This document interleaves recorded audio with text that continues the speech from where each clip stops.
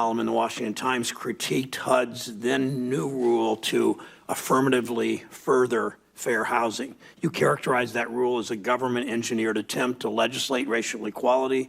You likened it to a failed socialist experiment.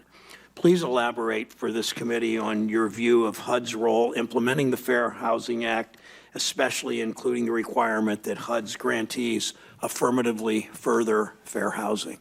Well, thank you, Senator Brown, for that question and an opportunity to actually explain that, because it has been distorted by many people.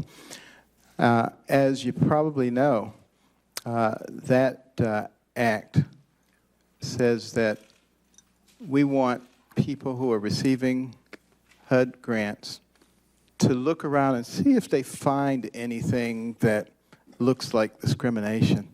And then we want them to come up with a solution on how to solve the problem.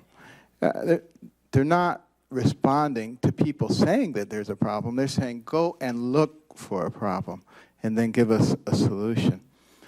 And what I believe to be the case is we have people sitting around desks in Washington, D.C., deciding on how things should be done.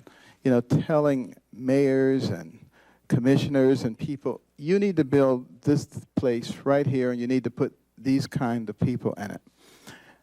What I would encourage, I don't have any problem whatsoever with affirmative action or at least, you know, integration. I have no problem with that at all.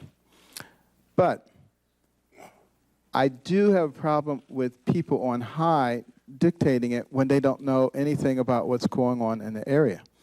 We have local HUD officials, and we have people who can assess what the problems are in their area, and working with local officials can come up with much better solutions than a one-size-fits-all cookie-cutter program from people in Washington, D.C.